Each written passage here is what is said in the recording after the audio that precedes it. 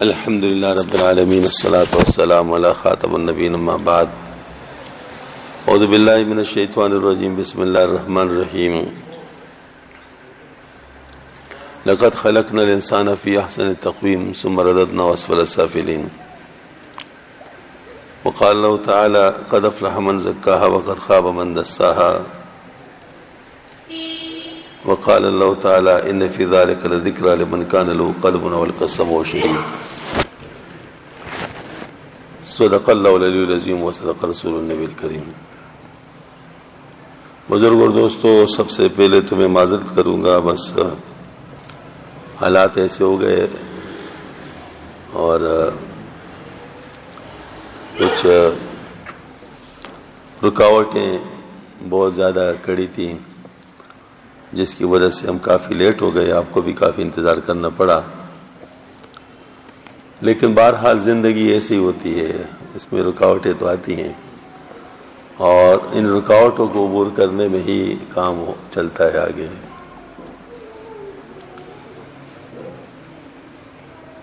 جو سب سے بڑی رکاوٹ ہم نے عبور کرنی ہے وہ نفس کی رکاوٹ ہے۔ اللہ جل شانہ نے اس نفس کے اندر بہت صلاحیتیں بھی رکھی ہیں اور بہت فجور بھی ہیں۔ فَأَلْهَمْهَا فُجُورَهَا وَتَقْوَاهَا، اختیار بھی دیا گیا ہے، چاہے فجور اختیار کیے جائیں اور چاہے فجور سے انکار کیا جائے۔ حدیث شریف میں آتا ہے کہ اگر کسی کے سامنے کوئی غیر محرم آتا ہے اور وہ اللہ جل شانہ کے ڈر سے اس سے اپنا چہرہ موڑتا ہے تو اس کو اللہ جل شانہ کوئی ایسی عبادت اپنی زندگی میں نصیب فرما دیں گے جس سے ایمان کی حلاوت کو خود محسوس کر لے گا۔ تو پتہ چلا کہ جو فجور کے تقاضے ہیں یہ برے نہیں ہیں، ان کے اوپر ان تقاضوں پہ عمل کرنا برا ہے، کیونکہ انہی تقاضوں کی مخالفت کو تقویٰ کہتے ہیں۔ پس اگر یہ نہ ہوتے تو تقویٰ بھی نہ ہوتا، ان کی موجودگی ہی میں تقویٰ ہے۔ تو اللہ جل شانہ نے اس پر ارشاد فرمایا قد افلح من زکاها وقد خاب من دساها، یقیناً کامیاب ہو گیا وہ شخص جس نے اپنے نفس کو پاک کر لیا، ان رذائل سے پاک کر لیا، اور یقیناً تباہ و برباد ہو گیا وہ شخص جس نے اپنے نفس کو ان چیزوں میں جو رذائل میں مبتلا چھوڑ دیا۔ آگے جا کر اللہ جل شانہ نے اسی سورت میں جو سورہ شمس ہے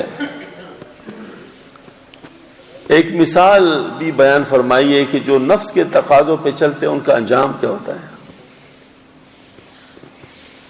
تو اللہ پاک فرماتے کذبت ثمود بطغواها اذ انبعث اشقاها فقال لهم رسول الله ناقة الله وسقياها فكذبوه فعقروها فدمدم عليهم ربهم بذنبهم فسواها ولا يخاف عقباها۔ سمود یہ قوم گزری ہے، ان کے اندر ایک شقی بدبخت تھا،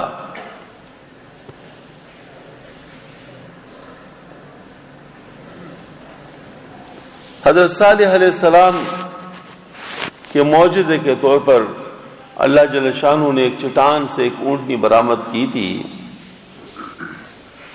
بڑی عظیم الجثہ اونٹنی تھی، تو وہ جب چشمے پہ آ کر پانی پیتی تو سارا پانی پی جاتی، باقی لوگ کے لیے کچھ نہ بچتا، چونکہ ان نے خود اس اونٹنی کے لیے وہ کیا تھا تقاضا، تو اللہ پاک نے پھر یہ امتحان بنا دیا ان کے لیے اور باری مقرر کی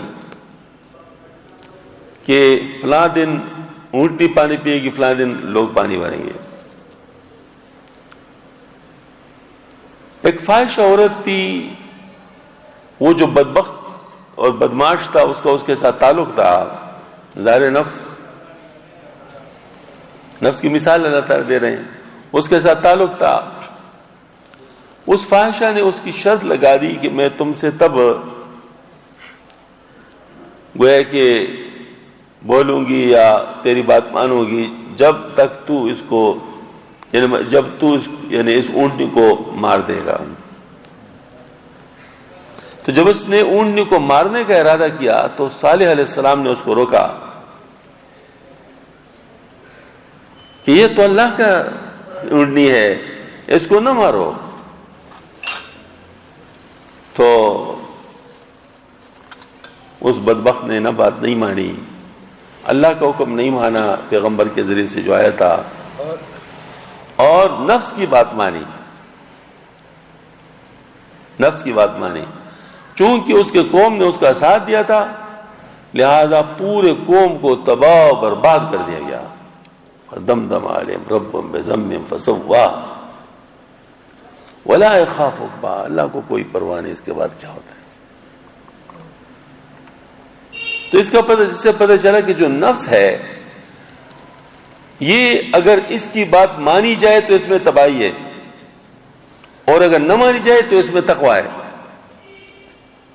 اور ہمیں اختیار ہے، مانتے ہو نہیں مانتے ہو، مانتے ہو فلاح مبین ہے، نہیں مانتے ہو تباہ و بربادی ہے۔ اسی طریقے سے جو ہمارا دل ہے، اس کے بارے میں آپ صلی اللہ علیہ وسلم نے ارشاد فرمایا، آگاہ رہو، اس ایک انسان کے جسم میں گوشت کا ایک لوتڑا ہے، اگر اس کو وہ ہے کہ یہ جس وقت اچھا ہوگا، صالح ہوگا، تو سارا جسم ظاہر ہے اس کی اصلاح ہوگی، اور اگر یہ ویڈیو نہ بنائے مہربانی کر کے، تو اگر یہ فساد زدہ ہو جائے گا، اس میں فساد آ جائے گا، تو سارا جسم فساد زدہ ہو جائے گا، اور آگاہ ہو جاؤ کہ وہ دل ہے، الا وہی القلب۔ اور اللہ جل شانہ ارشاد فرماتے ان فی ذلک لذکری لمن کان له قلب والقى السمع شہید، بے شک اس قرآن کے اندر ہدایت ہے ہر اس شخص کے لیے جس کا دل بنا ہے، یا پھر وہ کان لگا کر اہتمام کے ساتھ سننے والا ہے۔ دوسرے لفظوں میں، یا خود اپنے دل کو درست کر لو پھر قرآن سے ہدایت لو گے، یا پھر کسی دل والے سے قرآن کو سن لو، یا پھر کسی دل والے سے قرآن کو سن لو، پھر اس کا جو دل ہے نا وہ تمہارے دل کے اوپر اثر کرے گا۔ مثال میں عرض کرتا ہوں، حضرت عمر رضی اللہ تعالیٰ عنہ آ رہے ہیں آپ صلی اللہ علیہ وسلم کو شہید کرنے کے لیے، تلوار نیام سے باہر ہے، اس کا کوئی ملنے والا ملتا ہے تو اسے کہتا ہے کدھر جا رہے ہو؟ کہتے ہیں بس نعوذ باللہ من ذالک، میں محمد صلی اللہ علیہ وسلم کا کام تمام کرنے جا رہا ہوں۔ تو ڈر گیا اور اس نے اس کو رخ موڑنے کے لیے کہا کہ تجھے پتہ ہے تیرے گھر کا کیا حال ہے، پہلے گھر کا خبر تو لو۔ تو عمر رضی اللہ عنہ ادھر سے واپس ہوئے، اپنے بہن کے گھر پہنچ گئے،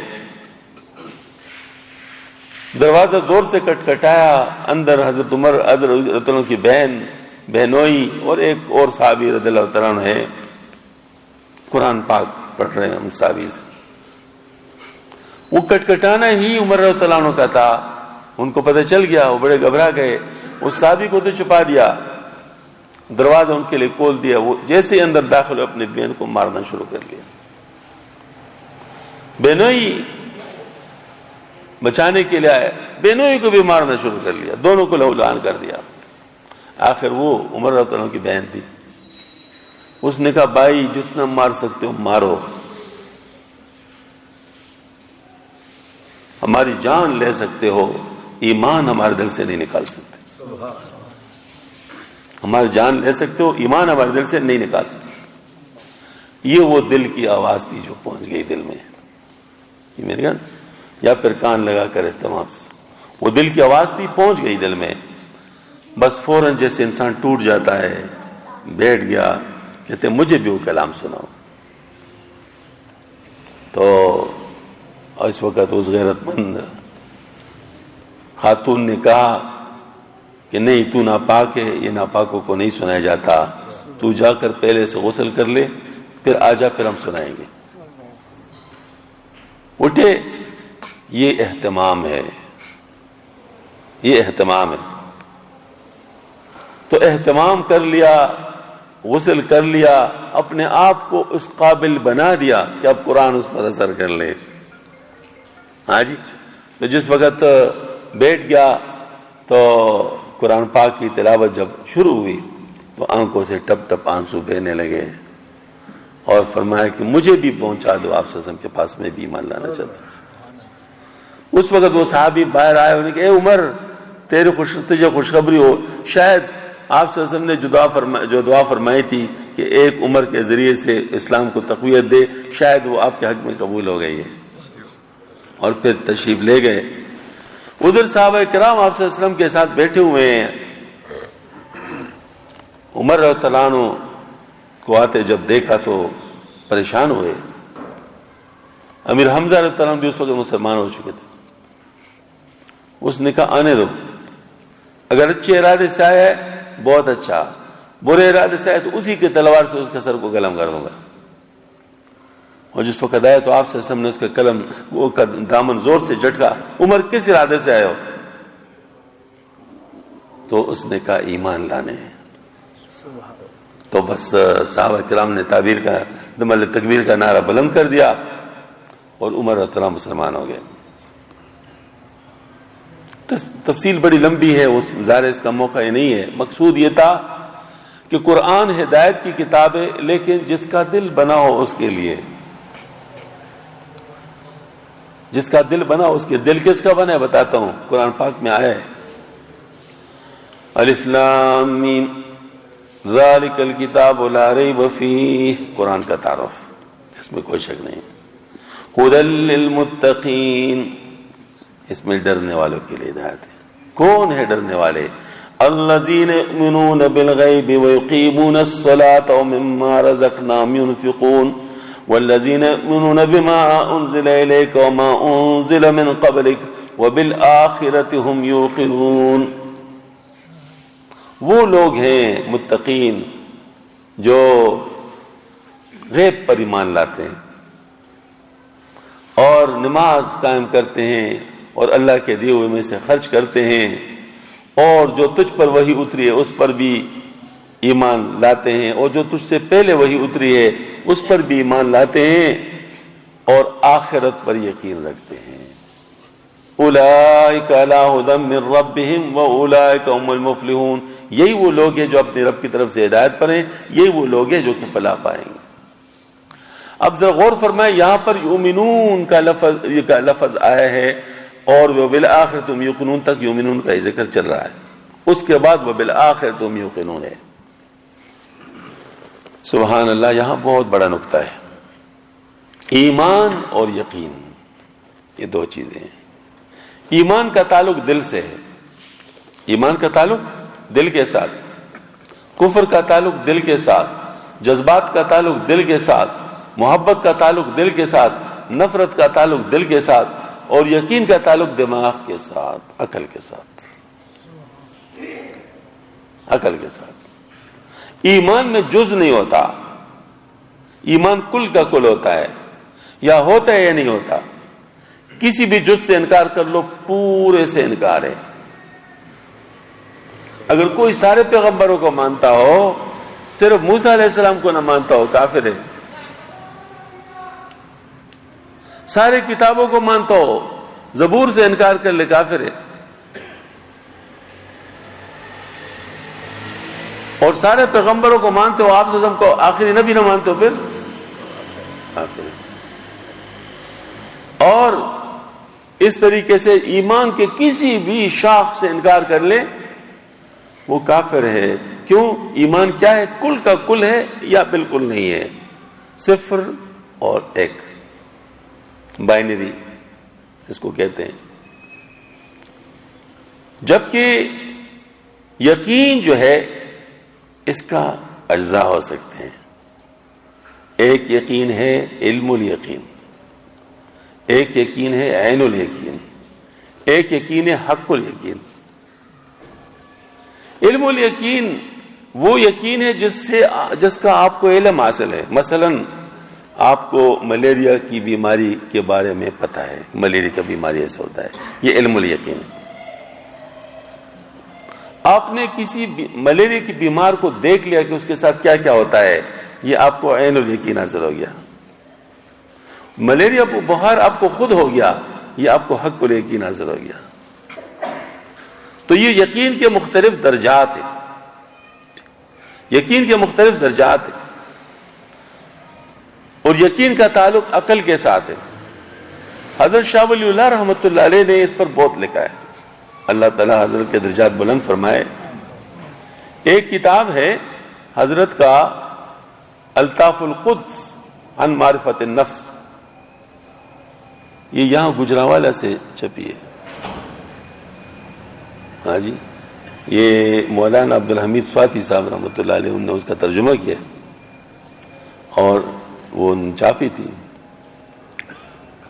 حضرت کو اللہ جل شانہ نے بہت اعلیٰ علوم عطا فرمائے تھے. شاہ ولی اللہ رحمۃ اللہ انہوں نے اسی کتاب کے اندر، اور تفصیلات اس وقت تو میں بیان نہیں کروں گا، ظاہر وقت نہیں ہے، لیکن اس میں ایک چیپٹر ہے لطائف ثلاثہ، تین لطیفے. پہلا لطیفہ نفس، دوسرا لطیفہ قلب، تیسرا لطیفہ عقل. فرمایا یہ لطائف جو ہے اس کے اپنے اپنے کام ہے، اپنے اپنے اثرات ہے، اپنے اپنے تعاملات ہے. اس کو یوں کہہ سکتے ہیں کہ ایک مثلث کے طور پر لے سکتے ہیں کہ ایک مثلث کے ایک نقطہ عقل ہے، دوسرا نفس ہے، تیسرا قلب ہے. اور حضرت نے فرمایا کہ ان کا آپس میں ایسا تعامل ہے کہ جیسے کہ دو جانور اپنے سینگوں کو آپس میں اڑا لیں اور ایک کے ہلنے سے دوسرا ہلتا ہے، یہ اس طرح ہوتا ہے. تو نفس جو ہے اس کے کام کیا ہے؟ نفس کا کام ہے ضروریات جسم کے، اس کا احساس، خواہشات، اس کا تو ضروریات تو خیر نفس کی جو ہے اس کی تو شریعت اجازت دیتا ہے، لیکن جو خواہشات ہیں تو لامحدود ہوتے ہیں. حدیث شریف میں آتا ہے کہ اگر ایک شخص کے پاس ایک وادی سونے کی ہے تو چاہے گا کہ اس کے پاس دوسرا وادی سونے کا بھی ہو. اور بنی آدم کے پیٹ کو صرف قبر کی مٹی ہی بھر سکتی ہے. تو اب یہ جو خواہشات لامحدود، ساری لذتیں میرے پاس ہوں، اور جتنے لذتیں نفس کی پوری کرو گے مزید لذتوں کا طالب ہوگا، حتیٰ کہ اس کا اتنا طالب بن جائے گا کہ میڈیکل ٹرمینالوجی میں اس کو پرورشن کہتے ہیں. اس حد تک چلا جائے گا کہ پھر عادی طریقوں سے اس خواہش کو پورا نہیں کیا جا سکے گا، اور یہ پھر نفسیاتی بیماری بن جاتی ہے. اس حد تک چلا جاتا ہے. تو نفس کے خواہشات، آپ حضرات شاید آپ کو علم ہو یا نہیں ہو، اس وقت دنیا میں سب سے زیادہ خودکشیاں جو ہوتی ہیں وہ غریب ممالک میں نہیں ہوتی، سب سے زیادہ مالدار ممالک میں، سب سے زیادہ خوشحال ممالک میں ہوتی ہے. اسکینڈینیوین کنٹریز سیر فہرست ہیں. وہاں کیوں خودکشی ہوتی ہے؟ ان کو تو سب کچھ میسر ہے. وجہ کیا ہے کہ ان کو چونکہ سب کچھ میسر ہے، اب یہ سارا کچھ حاصل کرنے کے باوجود بھی ان کو اطمینان نہ ہو تو پھر وہ کیا کریں؟ تو ان کے سامنے ایک ہی راستہ ہو کہ اپنے آپ کو ختم کریں. تو یہ پرورشن کا سٹیج جب آ جاتا ہے، اس میں پھر انسان کی سوچنے سمجھنے کی صلاحیت ختم ہو جاتی ہے. دل یہ جگہ ہے جذبات کا، اور ایمان اور کفر کا، محبت اور نفرت کا۔ لہذا ایمان ملتا ہے دل کو، تصدیق بالقلب، اقرار باللسان و تصدیق بالقلب۔ تو ایمان آتا ہے دل میں، اور ایمان جب آتا ہے تو کفر نکل جاتا ہے دل سے۔ ہاں جی، محبت دل میں ہوتی ہے کسی چیز کے بارے میں، اگر وہ نہیں ہے تو ظاہر دل اس سے خالی ہوتا ہے، اور نفرت بھی دل میں ہوتا ہے۔ عقل کے اندر سوچنے، سمجھنے، مقابلہ کرنے، غور کرنے اور فیصلہ کرنے کی صلاحیت ہوتی ہے عقل۔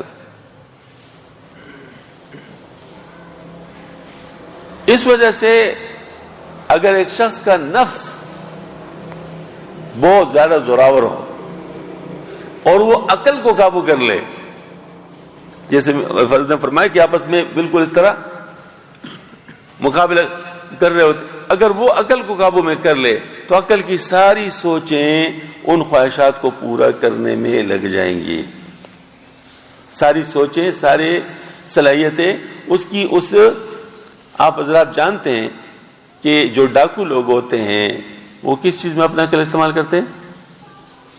ڈاکہ ڈالنے میں۔ کرپشن والے کرپشن میں، ہاں، اس طریقے سے جھوٹ بولنے والے جھوٹ میں، وہ اپنی صلاحیتیں استعمال کرتے ہیں، وہ ایسے طریقوں سے کرتے ہیں۔ میں آپ کو اس کا ایک مثال دوں، درمیان میں چلو یہ بات بھی معلوم ہو جائے گی۔ میں اپنے اسٹوڈنٹس کو پڑھا رہا تھا تو انعامی بانٹ کے بارے میں ذکر آیا، تو میں نے کہا آج کل ایسا دور آیا ہوا ہے، اتنی ملمح سازی کے ساتھ شر لایا جاتا ہے کہ کوئی سوچ بھی نہیں سکتا۔ میں نے کہا انعام بانٹ کیسا ہے، جائز ہے ناجائز ہے؟ سب نے کہا جائز۔ میں نے کہا کیوں؟ کہتے اس میں پیسے واپس مل جاتے اگر کوئی بیچنا چاہے، اور انعام تو جائز ہی ہوتا ہے۔ میں نے کہا اب میں آپ سے بات کروں گا، 5 منٹ کے بعد آپ سب کہیں گے کہ حرام ہے۔ کہتی کیسے ہو سکتا ہے؟ میں نے کہا اگر میں 100 روپے کا بانڈ 1 لوگوں کو بیچ دوں، کتنے پیسے آ جائیں گے؟ 100 ہاں 100 روپے کا انعامی بانڈ 1 لاکھ کو بیچ تو کتنے ہو جائیں گے؟ 1 کروڑ 1 کروڑ ہو جائیں گے۔ اگر اس کے اوپر 10% کا منافع میں دے دوں تو یہ 1 کروڑ 10 لاکھ ہو جائیں گے۔ تو اگر یہ میں 10 لاکھ روپے برابر جتنے جس نے لیے انعامی بانڈ اس کے حساب سے تقسیم کروں تو کیا ہوگا؟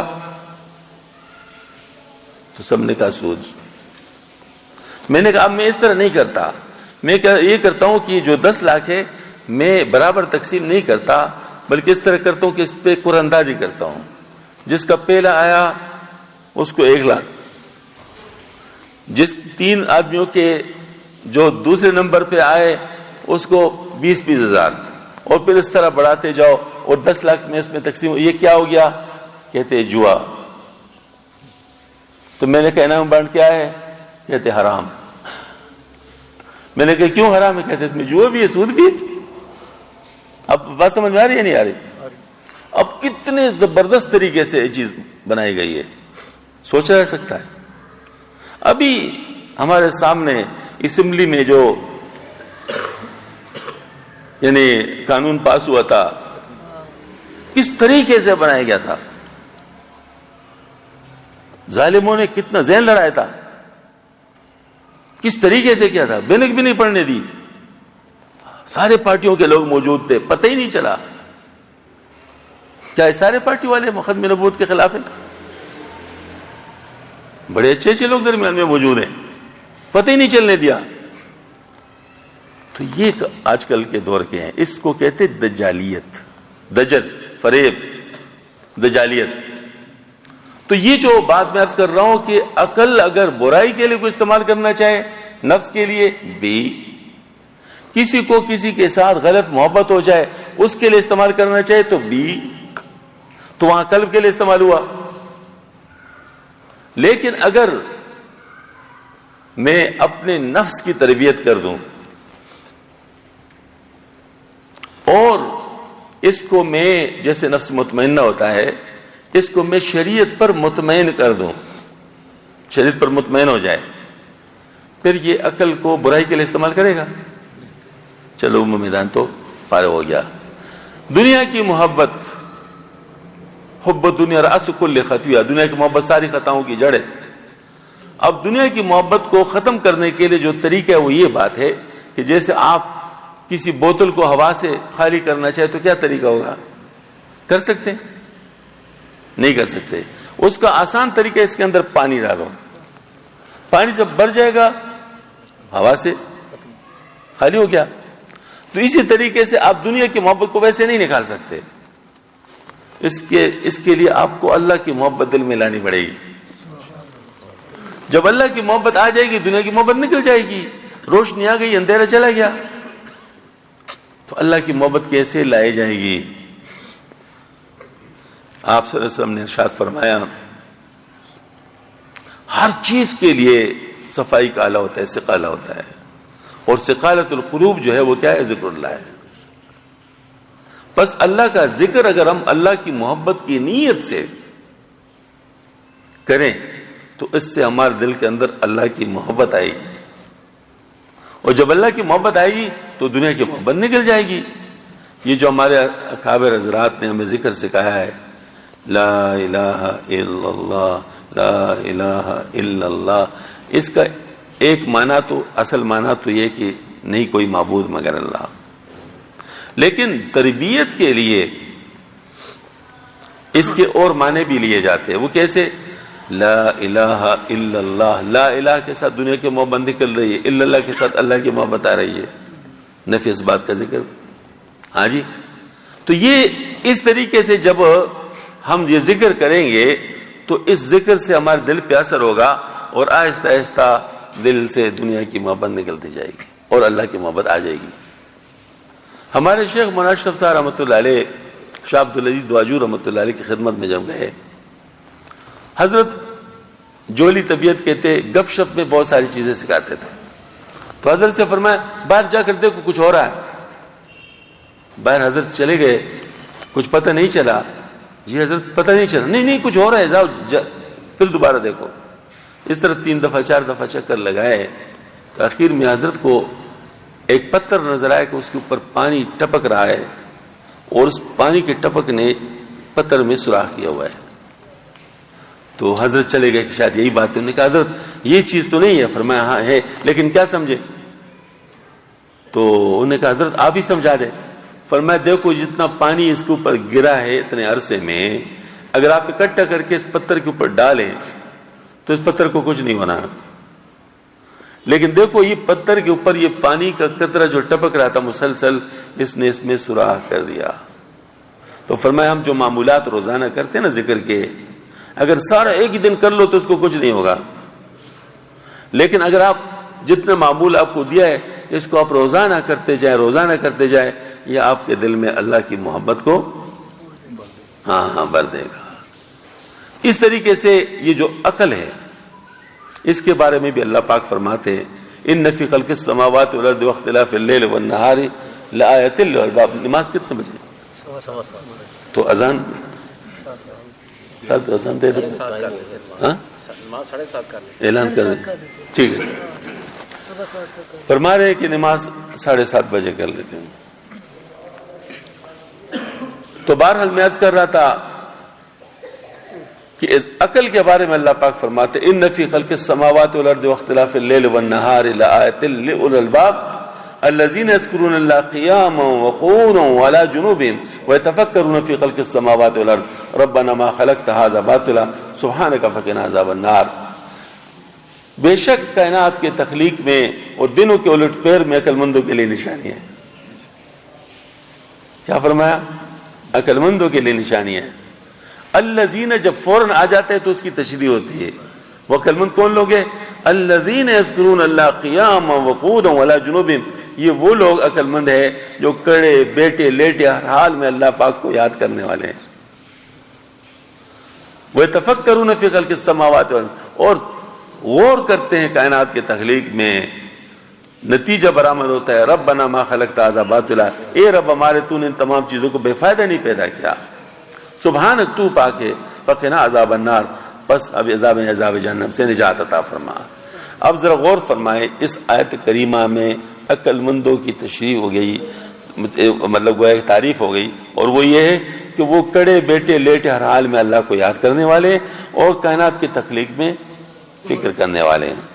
اب دیکھ لو، آپ کو دنیا میں 2 قسم کے لوگ مل جائیں گے، بلکہ 3 قسم کے، ذکر کرنے والے لیکن فکر نہیں کرنے والے، فکر کرنے والے لیکن ذکر نہیں کرنے والے، ذکر کرنے والے اور فکر کرنے والے، یہ 3 قسم کے لوگ ہیں۔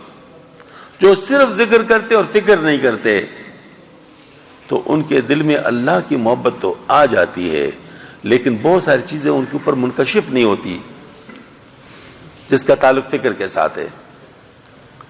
دوسری طرف وہ لوگ جو فکر تو کرتے ذکر نہیں کرتے ہیں، تو وہ فکر ذہنی عیاشی بن جاتا ہے، کیونکہ وہ غفلت والا فکر ہے، کیونکہ اللہ کی یاد سے غفلت ٹوٹتی ہے نا، تو اللہ کی یاد تو کر نہیں رہے، نتیجہ کیا ہوگا؟ صرف فکر کریں گے، تو صرف فکر کیسے کریں گے؟ وہ ظاہر پھر عیاشی ہوگی ذہنی۔ یہ آپ ہمارے شیخ رحمۃ اللہ علیہ نے فرمایا تصوف 3 قسموں کا ہے، فلسفیانہ تصوف، مبتدیانہ تصوف اور اسلامی تصوف۔ فلسفیانہ تصوف وہ ہے جس میں انسان بس صرف فکر ہی فکر کرتا ہے اور بس جو ہے فلسفے بگاڑتا ہے، عمل پہ نہیں آتا، عمل پہ نہیں آتا۔ تو ایسے لوگ بس صرف بڑی بڑی باتیں کرتے ہیں اور ان کا کوئی مقصد نہیں ہوتا۔ ہاں جی، دوسری طرف وہ لوگ ہیں مبتدیانہ تصوف، جو چند رسومات کو تصوف سمجھتے ہیں، اس کے حقیقت کا ساتھ ان کا کوئی تعلق نہیں۔ ہاں، وہ جو ہے نا نعرے لگائیں گے، اچھلیں گے، کودیں گے اور اس قسم کی حرکتیں کہ سمجھتے ہوں گے کہ شاید ہم لوگ صوفی ہیں، حالانکہ اس کا تصوف کے ساتھ کیا تعلق ہے؟ تصوف کا تعلق تو دل کے ساتھ ہے، دماغ کے ساتھ ہے، نفس کے ساتھ ہے۔ اچھا، تو بہرحال یہ کہ یہ مبتدیانہ تصوف ہے۔ اسلامی تصوف وہی ہے جو ان 3 چیزوں کی تربیت سے متعلق ہو، نفس کی تربیت، دل کی تربیت اور عقل کی تربیت۔ جب یہ ہو جائے، سبحان اللہ، یہی اسلامی تصوف ہے۔ اس کے اندر پھر کیا ہوتا ہے؟ عقل میں ایمان آئے گا، دل میں ایمان آئے گا، دنیا کی محبت نکل جائے گی، اللہ کی محبت آ جائے گی، اور نفرت جو ہے نا کفار کے ساتھ، گویا کہ جو اللہ کے دشمن ہیں ان کے ساتھ نفرت آ جائے گی، اور ساتھ ساتھ سوچ بچار اس کا اللہ جل شانہ کو راضی کرنے میں ہوگا اور ان چیزوں سے بچنے میں ہوگا جن چیزوں سے اللہ ناراض ہوتے ہیں۔ یہ مطلب اس کا کیا استعمال ہوگا، اور اس کا جو نفس ہے وہ نفس مطمئنہ ہو جائے گا۔ حضرت مجدد الفسانی رحمۃ اللہ اس پر مزید بات کی ہے۔ حضرت نے فرمایا ہے کہ جس وقت انسان کی عقل،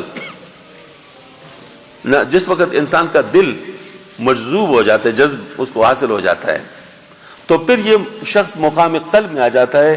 اس میں جو نفس ہے اور روح یہ آپس میں گتم گتہ ہوتے ہیں، تو ریاضت کے ذریعے سے اس نفس سے روح کو چھڑانا ہوتا ہے۔ اگر ریاضت کے ذریعے سے اس نفس سے روح کو چھڑا لیا تو نفس مقام ابدیت میں آ جاتا ہے اور روح جو ہے نا ملائے اعلیٰ میں پہنچ جاتا ہے۔ نتیجتاً وہ روح ملائے اعلیٰ سے لیتا ہے، دل کے ذریعے سے اس سالک کو ملتا ہے، اور پھر ملائے اعلیٰ کے روح کے ذریعے سے اس کا جو عقل ہے وہ سر میں تبدیل ہو جاتا ہے۔ پھر وہ سوچ بچار جو کرتا ہے وہ یہاں کی چیزوں کی بنیاد پہ نہیں بلکہ وہاں کی چیزوں کی بنیاد پر کرتا ہے، وہاں کی چیزوں کی بنیاد پر کرتا ہے۔ جیسے کہ مولانا الیاس رحمۃ اللہ علیہ نے کسی سے پوچھا، مولانا کسی نے کہ حضرت آپ اخبار کیوں نہیں پڑھتے؟ فرمایا پڑھتا تو ہوں حضرت، ہم نے تو نہیں دیکھا۔ انہوں نے کہا قرآن پاک میں جو خبریں ہیں کہ جنت ایسا ہوگا، دوزخ ایسا ہوگا اور یہ ہوگا وہ ہوگا، یہ خبریں نہیں ہیں، یہ بھی تو خبریں ہیں نا۔ تو اس طریقے سے مطلب یہ کہ پھر وہاں کی خبروں کی بنیاد پر انسان فیصلہ کرتا ہے۔ جیسے دیکھیں نا، انسان سردی سے بچنے کے لیے گرم کپڑے پہنتا ہے، اس طریقے سے انسان گناہ سے بچنے کے لیے اپنے ماحول کو بدلتا ہے اور صحیح ماحول اختیار کرتا ہے۔ مطلب یہ ہے کہ پھر وہ چیزیں زیادہ ان کے نزدیک مؤثر ہو جاتی ہیں جو وہاں سے تعلق رکھتی ہیں۔ تو اگر کسی کو یہ حاصل ہو جائے، سبحان اللہ، پھر اس کو کسی اور چیز کی ضرورت نہیں ہے۔ اور ایک بات اور بھی بتاؤں، بعض لوگ اشکال کرتے ہیں کہ چیزیں صحابہ کرام کے دور میں تھیں، سب اشکال کرتے ہیں، تو عرض کرتا ہوں کہ دیکھو اگر کوئی صحت مند ہے، کسی کو بیماری نہیں، بخار نہیں، ٹائیفائڈ نہیں، کینسر نہیں، اس کو علاج کرنے کی ضرورت ہے؟ اور اگر بیمار ہو اور پھر کوئی اس کو علاج کرنے کی کہتے فلاں علاج کیوں نہیں کرتا، یعنی فلاں سے انمن آدمی علاج کیوں نہیں کرتا، اس کو کیا کہا جائے گا؟ ان کا نہیں کرتے تو نہ کرو اور نہ پھر بھگتو، یہی بات ہے نا۔ تو اسی طریقے سے صحابہ کرام کو آپ صلی اللہ علیہ وسلم کی موجودگی کی وجہ سے وہ چیزیں ختم ہو گئی تھی۔ دیکھو لیزر سے آج کل علاج ہوتے ہیں نا، تو آپ صلی اللہ علیہ وسلم کے قلب کی روشنی کے سامنے کسی کے دل کے اندر وہ بیماری رہ سکتی تھی؟ یہ تو اللہ تعالیٰ کا نظام ہے۔ لیکن یہ بھی سن لیجئے، انس رضی اللہ عنہ فرماتے ہیں جس وقت آپ صلی اللہ علیہ وسلم کو ہم نے دفن کر دیا تو ابھی ہم نے مٹی سے ہاتھ ہی جاڑے تھے، ہمیں اپنے دلوں میں تبدیلی محسوس ہوئی، اپنے دلوں میں تبدیلی محسوس ہوئی۔ اب یہ جو تبدیلی ہے، اس تبدیلی کی وجہ سے اب اس حالت پہ پہنچنے کے لیے کچھ ایکسٹرا محنت کی ضرورت۔ تو حسن بصری رحمہ جو تابعی ہے، انہوں نے اس کا انتظام کر دیا، ایک کمرہ اوپر والا اس میں مسائل بیان کرتے تھے، کمرہ نیچے والا اس میں تربیت کرتے تھے۔ اور شیخ عبد الواحد جو ان کا خلیفہ ہے رحمۃ اللہ علیہ، ان کے وقت میں 12,000 خانقاہیں تھیں، 12,000 خانقاہیں۔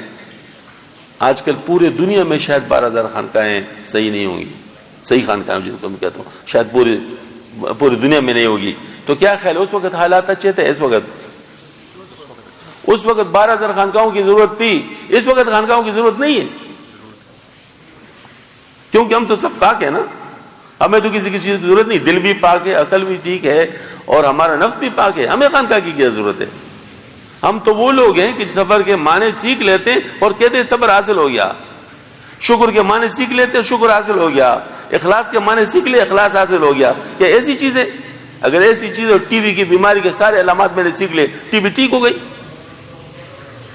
کینسر کے سارے علامات میں نے سیکھ لے تو کینسر ٹھیک ہو گیا۔ بھئی یہ تو علاج ہے، علاج چاہتا ہے، اور علاج بھی کوئی کون کرے گا؟ علاج کرے گا، علاج حکیم کرے گا، ڈاکٹر کرے گا۔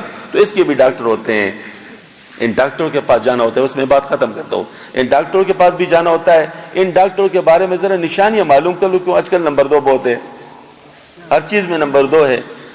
پہلی نشانی یہ کہ اس کا عقیدہ صحیح ہوگا۔ عقیدہ کس کا صحیح ہے؟ اللہ پاک قرآن پاک میں فرماتا ہے فَإِنْ آمَنُوا بِمِثْلِ مَا آمَنْتُمْ بِهِ فَقَدِ اهْتَدَوْا وَإِنْ تَوَلَّوْا فَإِنَّهُمْ فِي شِقَاقٍ فَسَيَكْفِيكُمُ اللَّهُ السَّمِيعُ الْعَلِيمُ۔ اگر ایمان لائے جس طرح تم ایمان لائے صحابہ تو یہ ہدایت پا جائیں گے، اور اگر ان نے اس سے منہ موڑ لیا تو یہ خسارے میں چلے گئے، تمہارے لیے اللہ پاک کافی ہے۔ اچھا، پتہ چل گیا عقیدہ صحابہ کا معیاری، اسی طرح عقیدہ بنانا پڑے گا۔ دوسری بات، فرض عین درجے کا علم حاصل ہونا چاہیے، طلب العلم فریضۃ علی کل مسلم۔ تیسری بات، اس علم پر عمل ہونا چاہیے۔ چوتھی بات، ان کی صحبت کا سلسلہ آپ سے ان کی صحبت تک پہنچنا چاہیے۔ اور پانچویں بات، کسی شیخ کامل سے اجازت ہونی چاہیے۔ چھٹی بات، ان کا فیض جاری ہونا چاہیے، یعنی لوگوں کو پتہ چلنا چاہیے کہ ان کے ساتھ جب ملتے تو کیا فائدہ ہوتا ہے۔ اور ساتویں بات، مروت نہیں کرتا، اصلاح کرتا ہے۔ اور آٹھویں بات، ان کی مجلس میں بیٹھ کر اللہ یاد آتا ہے، دنیا کی محبت کم ہو جاتی ہے۔ اگر کسی میں یہ نشانی تو پھر یہ نہ دیکھو کہ کرامت اس کو ہے یا نہیں ہے، کشف اس کو ہوتا ہے یا نہیں، یہ ثانوی چیزیں ہیں۔ اور اگر کئی لوگ ہو تو ان میں وہ دیکھو جن کو آپ کا ان کے ساتھ مناسبت ہو۔ مناسبت کا مطلب یہ کہ ان سے آپ کو فائدہ زیادہ محسوس ہوتا ہو، تو آپ ضرور تلاش کر لیں ایسے لوگوں کو، اور جب ملے تو ان کے ساتھ ہو جانا۔ البتہ جب تک نہیں ملتے تو پھر آپ اس طرح کر لیں کہ وظیفہ میں شروع کرا دیتا ہوں، 300 دفعہ سبحان اللہ والحمد للہ ولا الہ الا اللہ واللہ اکبر، 200 دفعہ لا حول ولا قوت الا باللہ العلی العظیم۔ یہ وظیفہ جو ہے 40 دن تک بلا ناغہ ایک وقت مقرر کر کے اگر آپ کریں گے انشاءاللہ، 40 دن کے بعد آپ کو خود محسوس ہو جائے کہ دل میں کوئی تبدیلی آ چکی ہے۔ اس کو اگر آپ بڑھانا چاہیں ٹیلی فون کر لیں، ٹیلی فون نمبر آپ کو دے دیا جائے گا۔ ویسے کارڈز بھی ہمارے پاس مل جائیں گے، شاید آ چکے ہوں ہمارے ساتھ ہی، آ گئے یا نہیں آ گئے عثمان؟ اچھا، تو کارڈز ان کے پاس ہے، کارڈز بھی آپ کو مل جائیں گے۔ اس کے اوپر وظیفہ بھی لکھا ہوا ہے اور ٹیلی فون نمبر بھی لکھا ہے۔ ہمارے ٹیلی فون کا نمبر، وہ ٹیلی فون کا جو وقت ہے 12 بجے سے لے کے 1 بجے دن کو ہے، لیکن جمعہ کے دن نہیں، باقی دنوں میں 12 بجے سے 1 بجے. اگر کسی کو اس سلسلے میں کوئی بات وغیرہ بعد میں کرنی ہوگی تو 12 بجے سے لے کر 1 بجے تک ٹیلی فون کر سکتے ہیں. وما علینا الا البلاغ.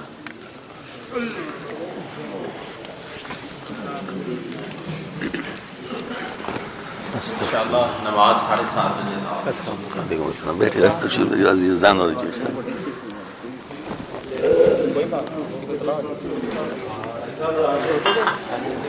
بڑے اسپیکر بڑے اسپیکر دے دو نام کے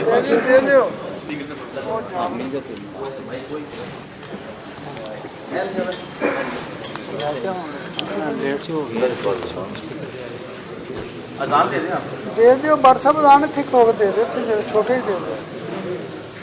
بڑے میں دے دیتے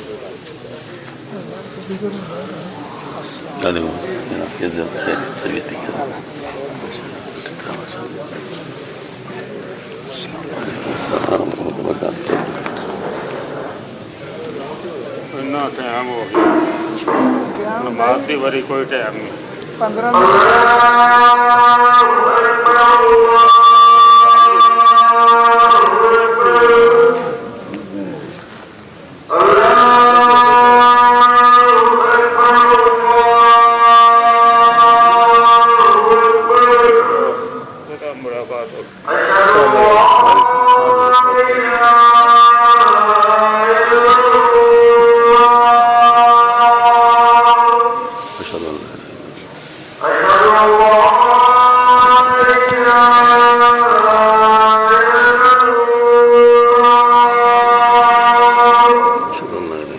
اللہ